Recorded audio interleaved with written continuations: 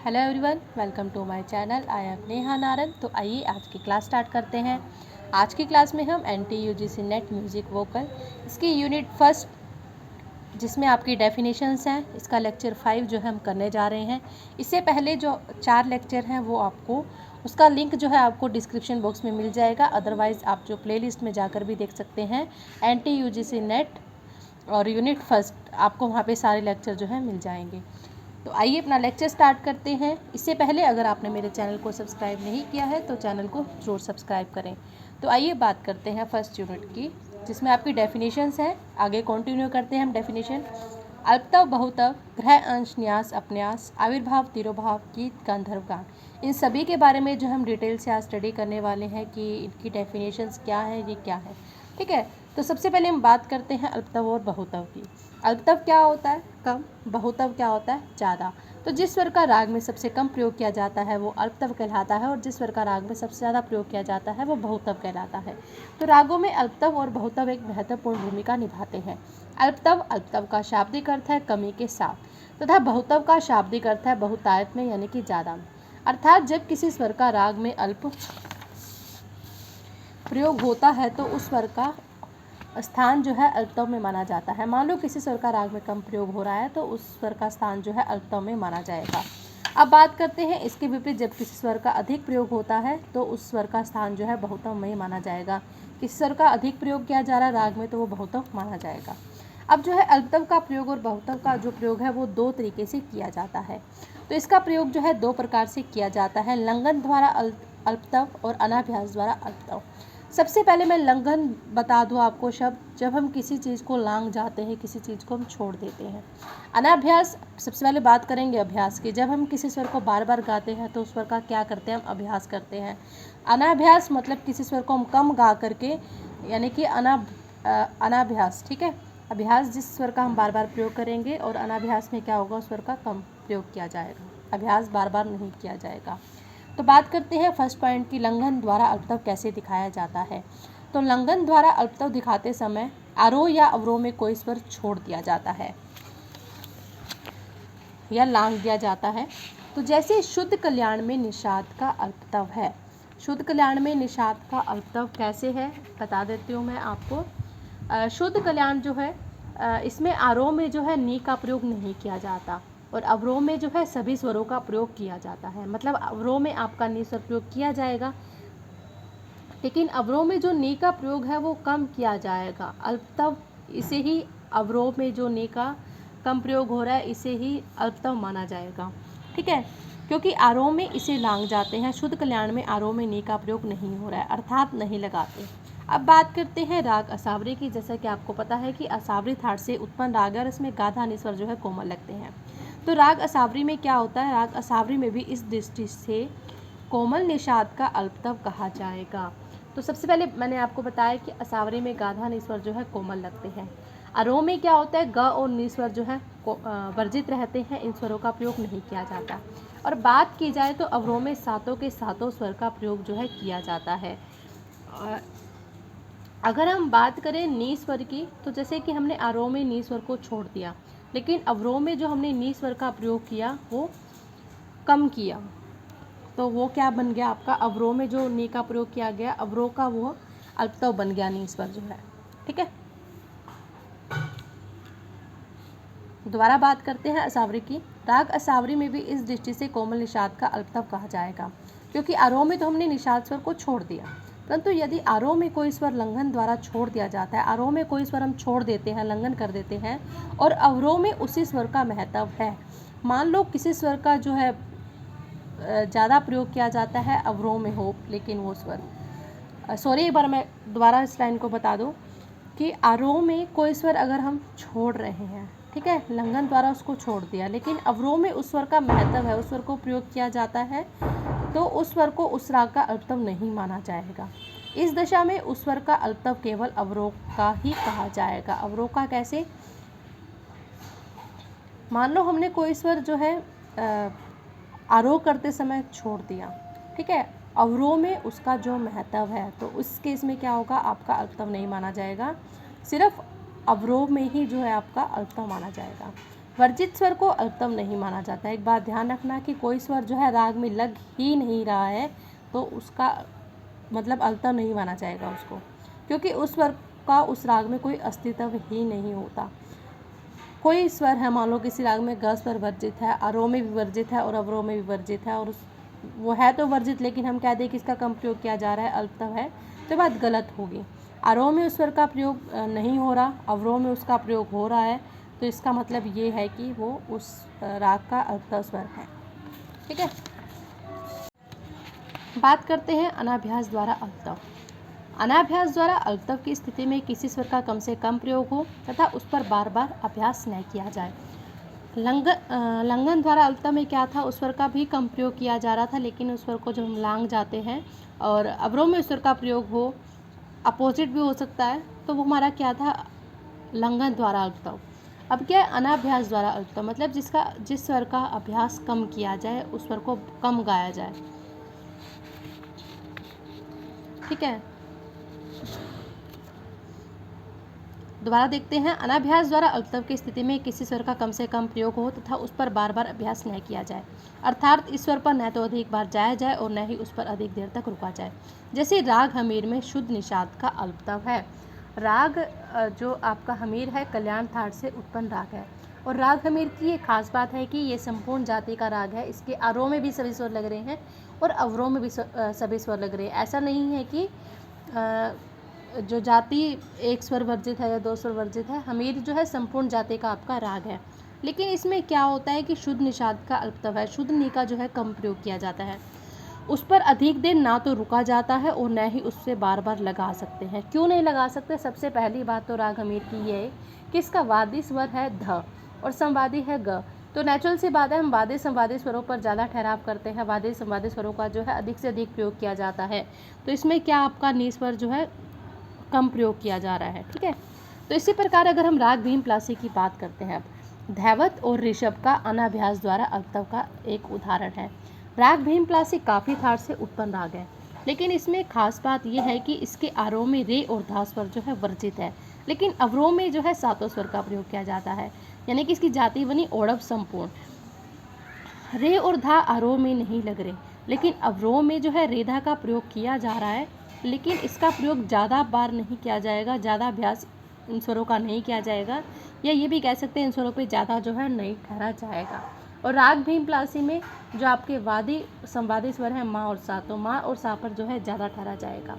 ठीक है, तो विवादी स्वर का प्रयोग भी अनाभ्यास अल्पतम का ही एक उदाहरण है। अब बात करते हैं बहुतव का प्रयोग। इसका प्रयोग भी दो प्रकार से किया जाता है, अलंघन द्वारा और अभ्यास द्वारा बहुतव। पहले हमने पढ़ा था कि अल्पतव का जो प्रयोग था वो लंघन द्वारा और अनाभ्यास, अभी अपोजिट हो गया बहुतव के प्रयोग में। बहुतव का मतलब होता है जिस स्वर का ज़्यादा बार प्रयोग किया जाए, अलंघन बिना लांघे, अभ्यास द्वारा मतलब अभ्यास द्वारा जिस स्वर को बार बार दिखाया जाए। अलंघन द्वारा बहुतव तब माना जाता है जब किसी स्वर को हम आरोह तथा अवरोह में कभी भी छोड़ ना सके, अर्थात कभी उसका लंघन ना हो, चाहे उस पर रुका न जाए। जैसे राग कलिंगड़ा में मध्यम पर अभ्यास नहीं होता, किंतु उस पर देर तक रुकते भी नहीं है, अर्थात केवल अलंघन द्वारा ही उसका बहुतव जो है दिखाया जाता है। कलिंगड़ा में मध्यम छोड़ने से क्या होगा, उसमें राग विभास की झलक आने लग जाएगी। तो यमन में भी जो गंधार का भी प्रयोग है वो इसी दृष्टि से बहुतव होता है। अभ्यास द्वारा बहुतव बहुत आसान सी बात है, हम जिस स्वर का बार बार प्रयोग करेंगे उसी स्वर का बार बार अभ्यास करेंगे। तो अभ्यास द्वारा बहुतव दिखाना उसे कहते हैं जब किसी स्वर को बार बार और अधिक देर तक दिखाया जाए। जैसे हमीर में धैवत का प्रयोग जो है अभ्यास मूलक बहुतव माना जाएगा। सीधी सी बात है, हमीर में जो है ध स्वर जो है आपका वादी स्वर है, तो इस कारण से हम ध स्वर का जो है बार बार प्रयोग करेंगे तो ये आपका बहुतव कहलाएगा। प्राय राग के वादी या संवादी स्वर को ही अभ्यास मूलक बहुतव दिखाया जाता है, किंतु किसी राग में ऐसा भी होता है कि अन्य स्वर का भी बहुतव देखने में आता है। तो अब हमने ये जाना कि अल्पतव और बहुतव क्या था। अल्पतव और बहुतव में ये था कि जिस स्वर का हम कम प्रयोग करते हैं वो आपका अल्पतव था, और जिस स्वर का हम ज़्यादा प्रयोग करते हैं वो आपका बहुतव कहलाया। तो बात करते हैं ग्रह, अंश, न्यास और अपन्यास के स्वरों की। प्राचीन काल में गायकों को वर्तमान समय की तरह गायन की स्वतंत्रता नहीं थी। राग अनेक नियमों से बंधे हुए होते थे। राग को प्रारंभ करने तथा समाप्त करने के लिए अलग अलग निश्चित स्वर होते थे।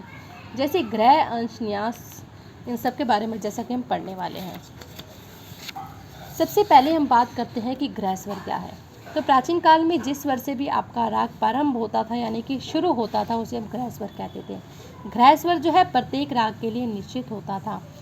हर राग के लिए स्वर निश्चित था कि इसी स्वर से ही जो राग है वो इसी स्वर से राग जो है शुरू होगा, तो वह जिस भी स्वर से, मान लो आपका ग स्वर से राग शुरू होता है, ग्रह स्वर ग ही कहलाएगा आपका। अंश स्वर वो था प्राचीन काल राग में जिस स्वर का प्रयोग सबसे अधिक होता था उसे राग का अंश स्वर कहते थे। जिस स्वर का सबसे अधिक प्रयोग किया जाता था तो वह आपका अंश स्वर कहलाता था। वर्तमान में हम इसे क्या कहते हैं? वादी स्वर कहते हैं। जिस स्वर का सबसे ज़्यादा बार प्रयोग किया जाए प्राचीन काल में वो अंश स्वर कहलाता था, और आज की बात की जाए तो वो वादी स्वर के समान है। न्यास स्वर प्राचीन काल में जिस स्वर पर राग समाप्त होता था, मान लो कोई राग है आपका ध पर, सा पर आकर समाप्त हो रहा है, तो आपका सा जो है आपका न्यास स्वर बन जाएगा। तो प्राचीन काल में जिस स्वर पर राग समाप्त किया जाता था उसे राग का न्यास स्वर कहते थे। प्रत्येक राग का न्यास स्वर ग्रह स्वर की तरह निश्चित ही होता था।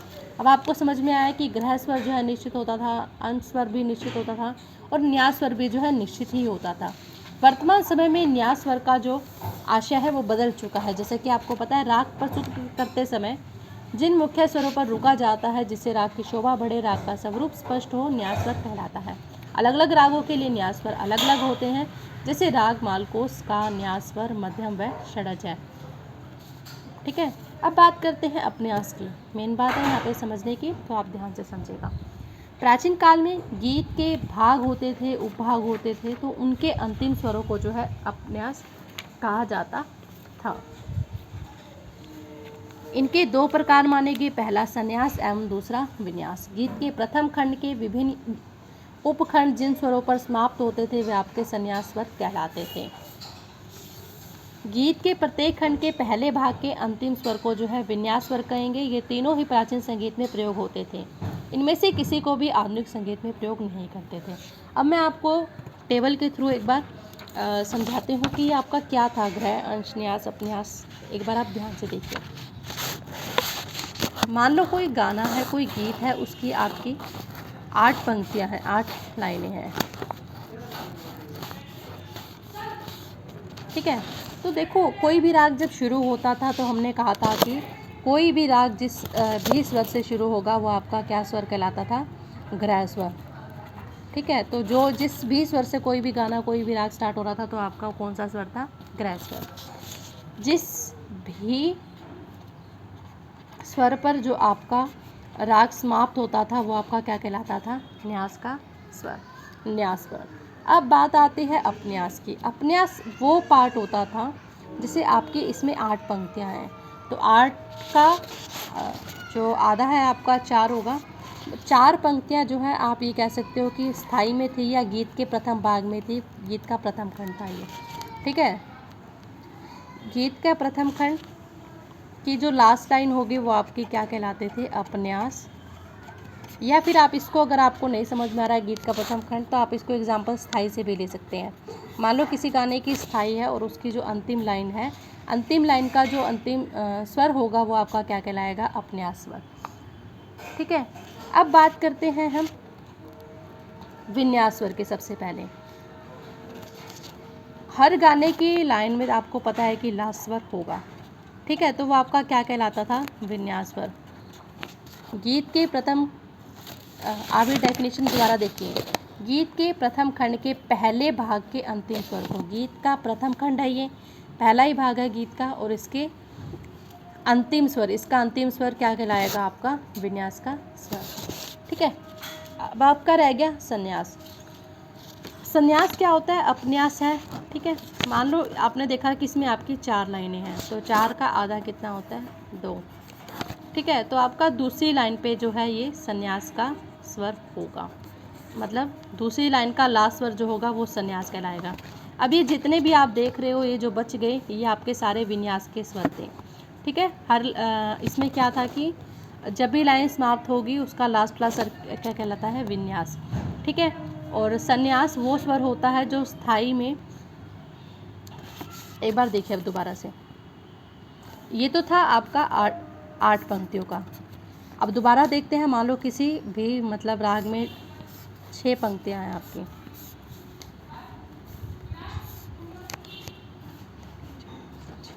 ठीक है, तो आपका फर्स्ट स्वर कहाँ होगा? पहला ग्रह स्वर होगा यहाँ पे। ठीक है, इसके बाद बात करते हैं न्यास स्वर की। अंतिम स्वर न्यास स्वर कहलाता है। अपन्यास मैं आपको बता चुकी हूँ, जो आपका गीत का मध्य भाग होगा। ठीक है, आपको पता है तीसरी लाइन पे ही गीत का मध्य भाग होगा, तो ये आपका क्या कहलाएगा? अपन्यास। और आपको विन्यास पता ही है, पहले खंड का अंतिम स्वर। ठीक है, तो अब आपका जो संन्यास होगा वो आपका दूसरी लाइन पर होगा। ठीक है, अब बात करते हैं, ये तो बात करें हमने 8 पंक्तियों की, अगर यही हम 12 पंक्तियों की बात करें तो आपको और भी अच्छे समझ आ जाएगा।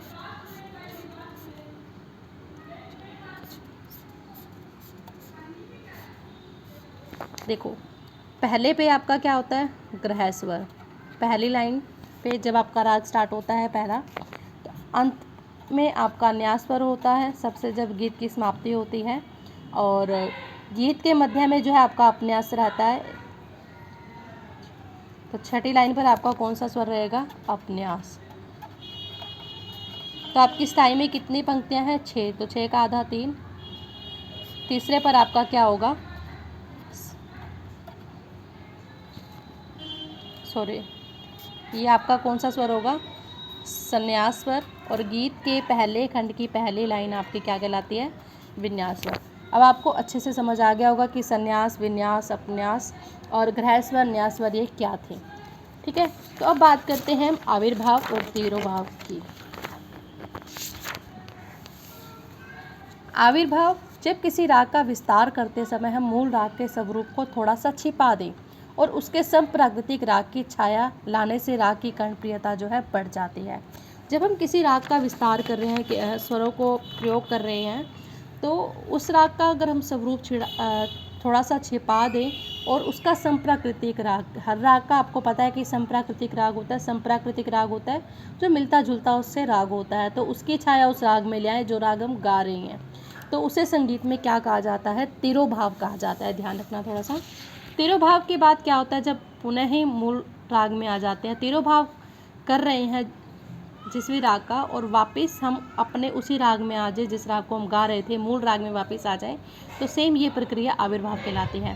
पहले हम मूल राग को गाते हैं और दूसरे राग में चले जाते हैं गाते गाते संप्राकृतिक राग में, तो आपका तिरोभाव कहलाता है। और तिरोभाव करते करते समय जब हम वापस अपने मूल स्वर में आ जाते हैं, तो आपका ये आविर्भाव कहलाता है।